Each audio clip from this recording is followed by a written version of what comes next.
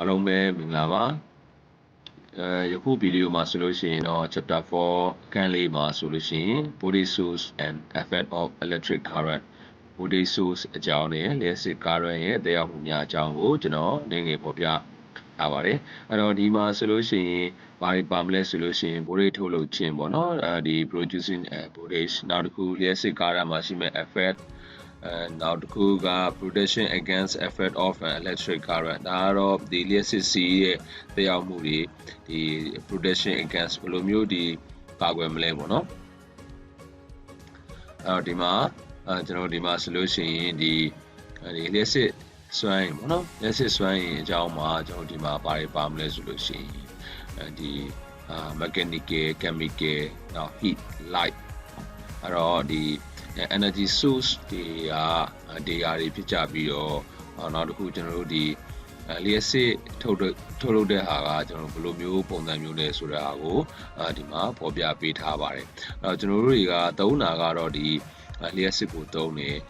electrical energy ပေါ့နော်အဲ့လိုသုံးတယ်ဒါပေမဲ့တကယ်ဆိုလို့ရှိရင်ကျွန်တော်ဒီသူ့ကို electrical energy အဖြစ်ထုတ်လုပ်ပေးတာဒီ mechanical ပေါ့နော်အဲ့တော့ energy source က mechanical လည်းဖြစ်နိုင်တယ်နောက်တစ်ခုဒီယနေ့ဆိုလို့ရှိရင်တော့ battery ပေါ့နော် battery လည်းဖြစ်နိုင်တယ်အဲ့တော့အဲ့ဒီမှာဒီ electrical energy ပြောင်းပေးတယ်သုံးတဲ့ဟာတော့ဒီကျွန်တော်တို့သုံးပြလိုက်တဲ့ဟာတွေတော့ electrical energy တခါတလေမှာကျွန်တော်တို့ကလျှက်စစ်သုံးတယ်လို့မြင်တာကျွန်တော်တို့ကဒီအပူအနေနဲ့လည်းသုံးတာရှိတယ်ကျွန်တော်တို့ lighting နေဆိုလို့ရှိရင်အလင်းရဖို့အတွက်သုံးတာလည်းရှိတယ်ပေါ့နော်ဒါတော့ဒီ energy ဒီ electrical ဘိုင်းနဲ့ပတ်သက်ပြီးတော့ဒါနည်းငယ်လေးပေါ့နော်ဆက်ပြီးတော့ကျွန်တော်တို့ဆက်ပြီးတော့ကြည့်အောင်ပေါ့အဲ့တော့ကျွန်တော်ဒီပေးလိုက်တာတော့ဒီ body ပေးလိုက်တာပေါ့နော်သုံးလိုက်တာတော့ကျွန်တော်ဒီအလင်းရောင်ဖြစ်ပြောင်းလဲပေးမယ်ပြီးရင်အပူဖြစ်ပြောင်းလဲပေးရရှိတယ်ပြီးရင် lead အားဖြစ်ပြောင်းလဲပေးတယ်အသုံးပြုမှုတွေရှိတယ်ပေါ့နော်အဲ့တော့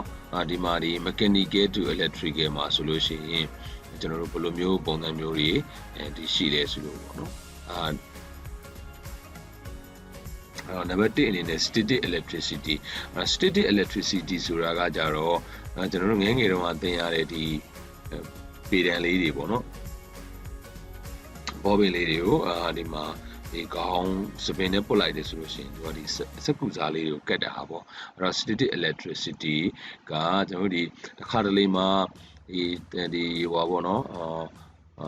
တကားလက်ကင်ပေါ့နော် steel တကားလက်ကင်တွေပါတွေကိုကင်ဘူးတွေပါတွေကိုကင်လိုက်တယ်ဆိုရင်တက်လိုက်သွားဆိုလို့ကျင်တဲ့ဟာမျိုးပေါ့အဲ့လိုဟာမျိုးတွေဒီကတော့ static charge အကြောင်းလေးပေါ့နော်ဒါလေးပါမယ်နောက် piezoelectric ကတော့သူကဒီအရာဝတ္ထုတစ်ခုပေါ့နော်အရာဝတ္ထုကသူကဒီကြောက်တုံးပေါ့နော်ဒါကတော့အဲ့လိုဟာမျိုးတစ်ခုမှာတလင်းကြောက်ဖြစ်ဒီမှာတော့ကျွန်တော်တို့ဥဒ္ဒဖျားကြောက်လို့တော့ကျွန်တော်လေ့လာရတယ်ပေါ့နော်အဲ့ဒါကို pressure တစ်ခုပေးလိုက်တယ် pressure တစ်ခုနဲ့ဖိလိုက်တယ်ပေါ့ဗျာတန်တူနဲ့ရိုက်လိုက်တယ်ပေါ့ဥပမာဒါဆိုလို့ရှိရင် voltage ထွက်တယ်ဆိုတဲ့ဟာမျိုးတော့လေ့လာရတယ်အဲ့တော့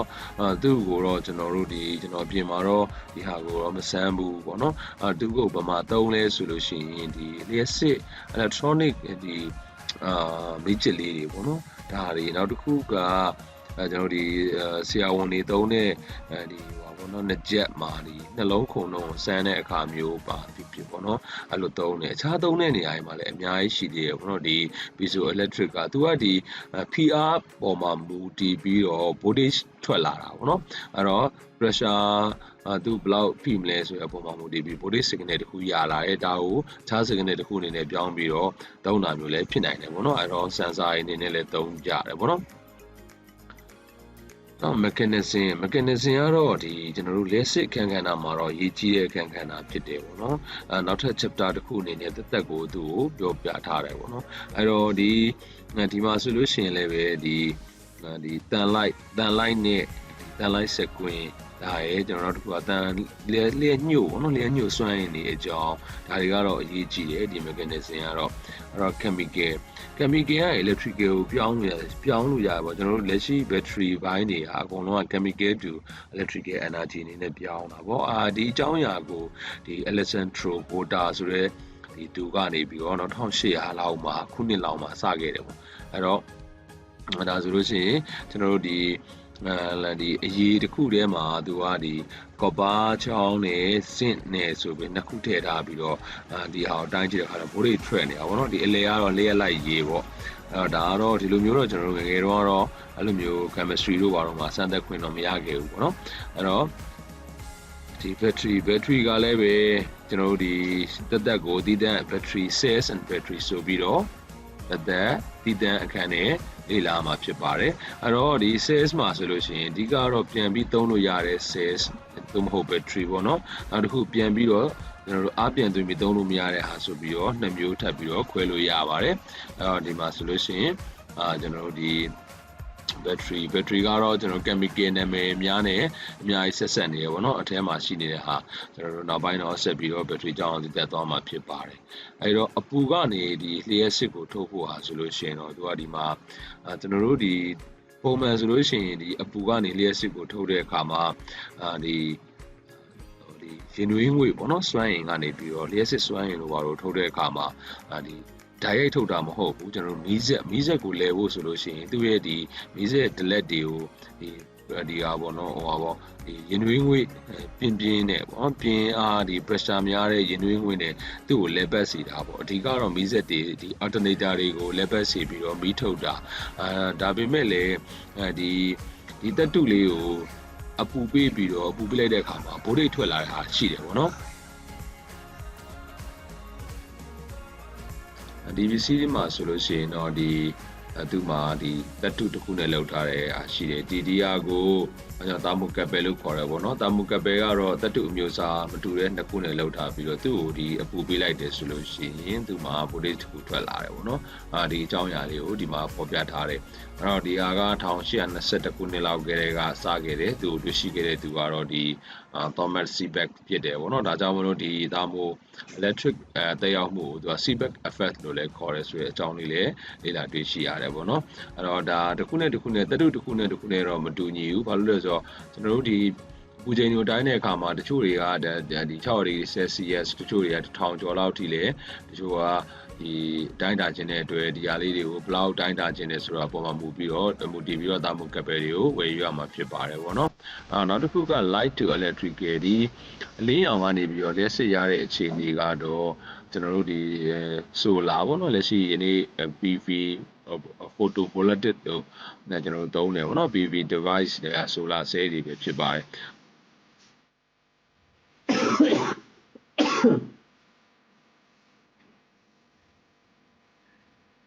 အဲ့တော့ဒီ solar cell တွေအကြောင်းပေါ့နော်အဲ့ဒီ cells တခုချင်းစီလေးရဲ့အလွှာလေးတွေမှာပေါ်ပြထားတဲ့အကြောင်းအရာအဲ့တော့အလွှာမှာဆိုလို့ရှိရင်သူကဒီ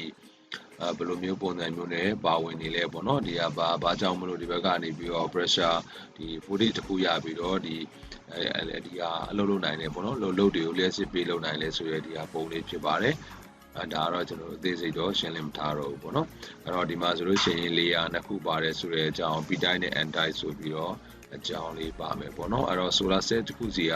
ရေဘူးရ 0.5 ပို့ပဲထုတ်ပေးနိုင်တယ်ဆိုတဲ့အကြောင်းလေးပါတယ် solar အကြောင်းတော့အသေးစိတ်မဟုတ်ပါဘူးဒါတွေအကုန်လုံးကတော့ရေဘူးရပေါ့နော်ဒီတင်သိတိုက်တာလေးတွေကိုကျွန်တော်ပေါ်ပြပေးထားတာဖြစ်ပါတယ်အဲ့တော့ဒီ effect of electric current ဆိုတာဒီလျှက်စစ်စီးသွားရင်ဥပမာကျိုးတစ်ချောင်းမှာလျှက်စစ်စီးသွားရင်သက်ရောက်မှုဘာတွေဖြစ်လဲပေါ့နော်သက်ရောက်မှုဘာတွေဖြစ်လဲဆိုလို့ရှိရင်အဓိကတော့ကျိုးတစ်ချောင်းမှာလျှက်စစ်စီးသွားလို့ရှိရင်အပူစွမ်းအင်ရှိသွားမယ်အပူစွမ်းအင်ထွက်လာမယ်ပြီးရင် chemical စွမ်းအင်လည်းရှိမယ်နောက်တစ်ခု magnetic effect ပြန်လဲစစ်တန်လိုက်စွမ်းအင်လည်းရှိမယ်ပေါ့နော်ဒါကြောင့်မလို့ဒီကျိုးတစ်ချောင်းမှာလျှက်စစ်စီးသွားလို့ရှိရင်သက်ရောက်မှု၃ခုရှိပါတယ်heating effect chemical effect နဲ့ magnetic effect တွေဖြစ်ပါတယ်နောက်တစ်ခုကဒီကျွန်တော်တို့ဒီ wire မှာ current စီးရဆိုလို့ရှိရင်ဒီလက်နဲ့ဒီသူ့ရဲ့ conductor အပေါ်ကနေပြီးတော့ဗောနော်လက်နဲ့ကန်ကြည့်လိုက်တယ်ဆိုလို့ရှိရင်အပူထွက်နေတာကိုသိရှိနိုင်တယ်ဗောနော်ခန့်နှွေးလေးဗောအဲလိုကျိုးနှစ်ချောင်းကလည်းစစ်စီးရတူနေတယ်ဆိုလို့ရှိရင်တော့အပူချိန်ကအနေဒီတူတယ်လို့ခံစားရမှာဖြစ်ပါတယ်ဒါတော့လက်နဲ့ကန်ကြည့်တာဗောဒါတော့ ambient velocity ရသိချင်တော့ကျွန်တော် clamp meter တွေနဲ့တိုင်းကြတာဖြစ်ပါတယ်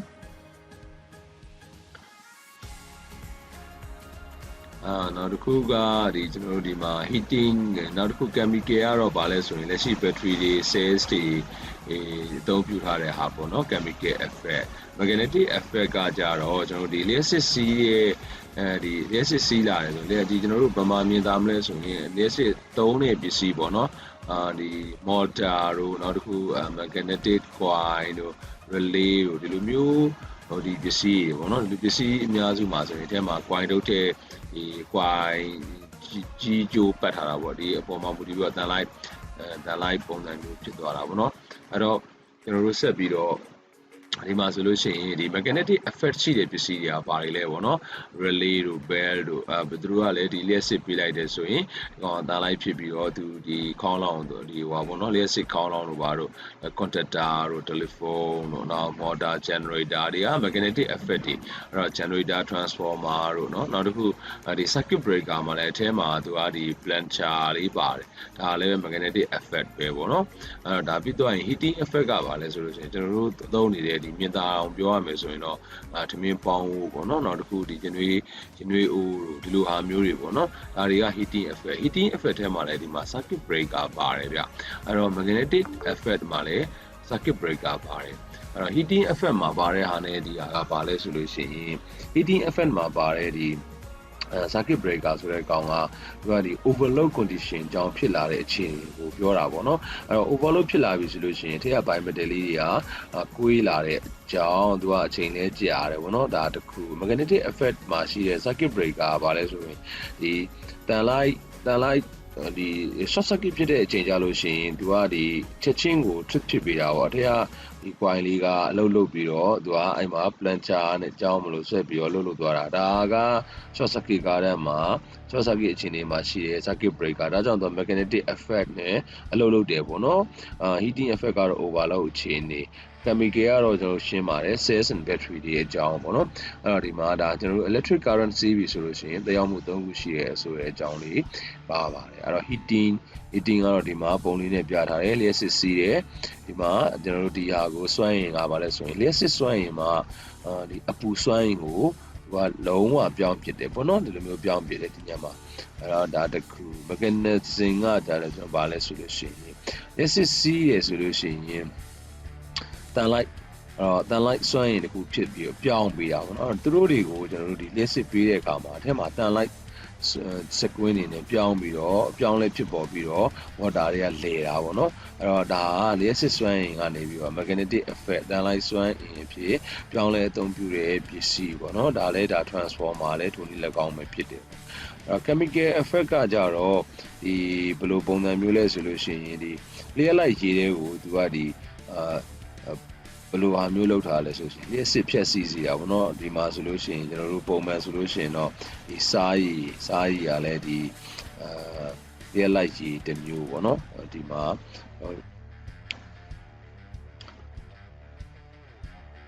ဒါဆိုလို့ရှိရင်ကျွန်တော်တို့ကဒီမှာဒီဟာကတော့အနည်းငယ်ပဲပါတယ်ပေါ့နော်ဒီ chemical effect ကတော့ပုံမှန်ဒီဘယ်လိုမျိုးလုပ်လဲဆိုရဲအကြောင်းအရာလေးပဲပါတယ်နောက်တစ်ခုကဘာလဲဆိုလို့ရှိရင်ဒီ luminous effect ကလည်းပဲဒီအလင်းပဲပေါ့နော်အဲ့တော့လျှက်စစ်နဲ့အလင်းနဲ့ဆက်ဆက်မှုပေါ့နော်လျှက်စစ်နဲ့အလင်းနဲ့ဆက်ဆက်မှုဒါကတော့ကျွန်တော်တို့ဒီ LED တွေပဲပေါ့နော် LED ရဲ့လင်းရောင်ဖြာထွက်ပေးနိုင်တယ်သူကို supply ပေးရမယ်ဒါလေးပါတာပေါ့နော်အဲ့တော့နောက်တစ်ခုကကျွန်တော်တို့ဒီ electricity နဲ့ human body ကျွန်တော်တို့ရဲ့ခန္ဓာကိုယ်ကဒီရေဓာတ်များစွာနဲ့ဖွဲ့စည်းထားတဲ့ဒီခန္ဓာကိုယ်ဖြစ်တဲ့အတွက်သူကဒီ conductor ပေါ့နော်လျှက်စစ်စီကောင်းတဲ့လျှက်စစ်စီကောင်းစွာစီးတိုင်းတဲ့အခြေအနေဖြစ်ပါတယ်ဒါကြောင့်မို့လို့ဒီဒါကျွန်တော်တို့ရဲ့ခန္ဓာကိုယ်ကတော့conductor ဖြစ်တယ်ပေါ့နော်အဲ့မှာတစ်ခုနဲ့တစ်ခုနဲ့တယောက်နဲ့တော့မတူဘူးပေါ့နော်လျှက်စစ်ဒီစီးခံနိုင်တယ်ဆိုတာဘာလို့လဲဆိုတော့ကျွန်တော်တို့ခန္ဓာကိုယ်ဖွဲ့စည်းပုံတွေကလည်းမတူဘူးတဘာဒီအာဒီဥရုကလည်းမတူဘူးပေါ့နော်နောက်တစ်ခုအခြေအနေပေါ့နော်ချွေးထွက်တဲ့အခြေအနေတို့ချောက်သွင်းနေတဲ့အခြေအနေတို့လည်းမတူဘူးဒါပေမဲ့လည်းဒီရေဘူးရ generally သတ်မှတ်ထားတာတော့1000ကရေ1000တွင်ရှိနိုင်တယ်ပေါ့နော်အဲ့လိုမျိုးရှိနိုင်တယ်ဆိုပြီးတော့သတ်မှတ်ထားတယ်တကယ်လို့လူတစ်ယောက်ရဲ့ခန္ဓာကိုယ်မှာ2 milliampere အထိဖြတ်စီးသွားတယ်ဆိုလို့ရှိရင်တော့ဒါဘယ်လိုအခြေအနေမျိုးလဲပေါ့နော်ဘာမှတော့သိဖြစ်မှာတော့မဟုတ်ဘူးနောက်တစ်ခုနည်းနည်းပဲလူထက်နည်းနည်းများသွားလို့ရှိရင်တော့ နည်းလေးကျင်သွားတာတို့ဘာတို့ပေါ့နော်2 to 8 milli ampere လောက်ဆိုလို့ရှိရင်ဒီလိုဖြစ်နိုင်တယ်ပေါ့နော်အဲ့တော့နည်းနာကျင်တာကတော့8 to 12 milli ampere လောက်ဆိုလို့ရှိရင်တော့နည်းနာကျင်နိုင်တယ်ပေါ့နော်အဲ့တော့ဒီစနစ်က20 milli ampere လောက်ဆိုလို့ရှိရင်တော့သူတက်လိုက်တယ်ဆိုတဲ့ဟာမျိုးဒီခံစားနိုင်တယ်ဆိုတဲ့အခြေအနေမျိုးပေါ့နော်20ရရင်50 milli ampere လားဆိုလို့ရှိရင်တော့သူကဒီတက်ရှူတွေပါရသွားနိုင်တယ်ဆိုတဲ့အခြေအနေမျိုးပေါ့နော်အဲ့တော့ဒါကတော့လူတယောက်ရဲ့ဒီခန္ဓာကိုယ်ပေါ်မှာဖြတ်စီသွားတဲ့ဒီလျှက်စီပေါ့နော်အဲ့ဒါဟုတ်တာmilli amp ပေါ့နော်အဲ့တော့ 0.02 ampere ပေါ့နော်အဲ့လိုအခြေအနေမျိုးကိုဆိုလိုခြင်းဖြစ်ပါတယ်အဲ့တော့ပုံမှန်ကကျွန်တော်တို့ဒီမှာဆိုလို့ရှိရင်ဒီ50 milli ampere ပေါ့နော်ခန္ဓာကိုယ်ရဲ့ကိုကျွန်တော်ဖြတ်စီသွားတယ်ဆိုရင်ဘယ်လိုအခြေအနေမျိုးလဲပေါ့နော်အဲ့တော့ခန္ဓာကိုယ်ရဲ့ခုခံမှုက1000 ohm 1000 ohm အဲ့တော့ကျွန်တော်တို့ဒီမှာဆိုလို့ရှိရင်V ညီမျှခြင်း IR ပေါ့နော်ဒီ Ohm's law အရာ current ကတော့ဒီမှာ50 milli ampere ဒီမှာဆိုလို့ရှိရင် milli က10 power -3 resistance ကို1000လို့ယူဆလိုက်မယ်ဆိုလို့ရှိရင်လူတစ်ယောက်က50ဖို့ဆိုလို့ရှိရင်ဒါအန်ဒီရရှိရလို့ယူဆတာပေါ့နော်အန်ဒီရရှိလို့ယူဆတာV ညီမျှခြင်း IR အရာပေါ့အဲ့တော့ဒီဟာဆိုလို့ရှိရင်ကျွန်တော်တို့ဒီ electric currentကို protect ဘယ်လိုလုပ်မလဲကာကွယ်မလဲပေါ့နော်အဲ့ဒါဆိုလို့ရှိရင်ဒီမှာဆိုလို့ရှိရင်လည်းအဓိကကတော့ဒီထိတွေ့တဲ့လျှက်စစ်ဒီelectric current ခန္ဓာကိုယ်ရဲ့ကိုဖြတ်စီးတဲ့အခါမှာအခြေအနေ2မျိုးရှိတယ်အဲ့တော့ direct contact ဆိုတာကြတော့ကျွန်တော်တို့ကြိုးပေါ့နော်လျှက်စစ်ရှိနေတဲ့ပစ္စည်းကိုတွဲပြီးထိမိလိုက်တဲ့အခြေအနေမျိုး indirect contact ကကြတော့ဒီလျှက်စစ်တော့ရှိနေတဲ့ပစ္စည်းတော့မဟုတ်ဘူးလူအသုံးဆောင်ပစ္စည်းတွေကတဆင်ထိတာပေါ့နော် indirect contact ဆိုတာဒီ fault ဖြစ်နေတဲ့အခြေအနေတွေရပြီးတော့ထိနိုင်တဲ့အခြေအနေမျိုးပေါ့အဲ့တော့ direct contact ကတော့ကျွန်တော်တို့ဖြစ်တာရှားတယ်ပေါ့နော် indirect contact တွေကတော့ဖြစ်နိုင်တာများတယ်ဘာလို့လဲဆိုတော့ကျွန်တော်တို့ဒီအသုံးဆောင်ပစ္စည်းတွေကတဆင် fault ဖြစ်ပြီးတော့လူတွေကိုထိခိုက်တာပေါ့နော်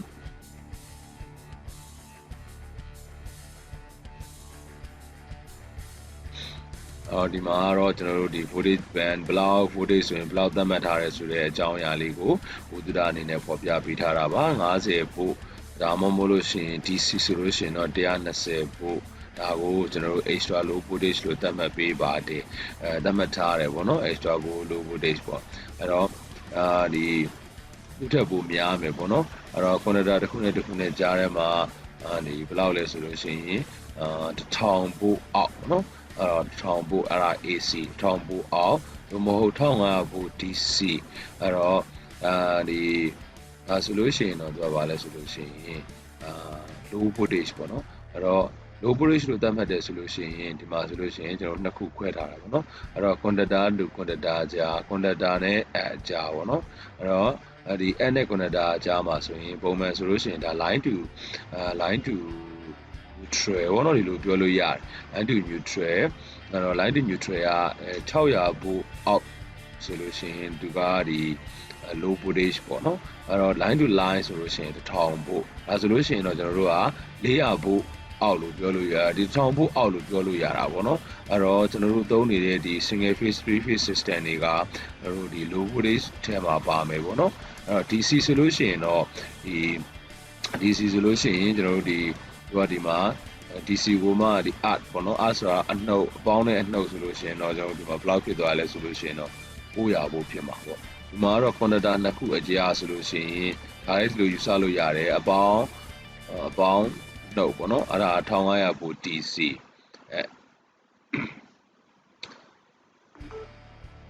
ဒါကတော့ low voltage ပေါ့နော်ဒါကတော့သတ်မှတ်ချက်ကလေးကိုဒီမှာ voltage band အကြောင်းအရာလေးကိုယူပြီးပေါ်ပြပေးထားတာဖြစ်ပါတယ်အဲ့တော့ဒီအခန်းမှာဆိုလို့ရှိရင်ကျွန်တော်တို့ဒီဘယ်အကြောင်းနဲ့ chapter 4မှာဘာတွေကိုလေ့လာခဲ့ရလဲဆိုလို့ရှိရင်ဒီ voltage source ဆိုလို့ရှိရင်တော့ဒီ voltage ဘယ်လိုထုတ်မလဲပေါ့နော်ဘယ်လိုထုတ်ပေးနိုင်လဲဆိုတော့ဒီ chemical အသက်ရောက်မှု mechanical အပူအလင်းရောင်သက်ရောက်မှုတွေအကြောင်းလေးရေးပေးထားပါတယ်နောက်တစ်ခုကဒီ electric current ဆိုတဲ့အကြောင်းအရာပေါ့နော်electric current အကြောင်းအရာ current စီးရဲဆိုလို့ရှိရင်သက်ရောက်မှုသုံးခုရှိရဲဆိုတဲ့အကြောင်းအရာလေးပေါ့နော်ဒီမှာဒီလိုမျိုး heat effect ရဲ့ chemical ရဲ့ magnetic effect ရဲ့ဒီအကြောင်းအရာလေးကိုရေဝေရောက်ပေါ်ပြပေးထားပါတယ် ဒါကတော့ human body ကျွန်တော်တို့ခန္ဓာကိုယ်ဖြည့်ဆည်းသွားရင်လျှက်စီးဖြည့်ဆည်းသွားရင်ဘာတွေဖြစ်နိုင်လဲဆိုတဲ့အကြောင်းအရာလေးကိုဒီမှာဒီဝီယာဖော်ပြပေးထားပါတယ်ခင်ဗျာအားလုံးကိုကျေးဇူးတင်ပါတယ်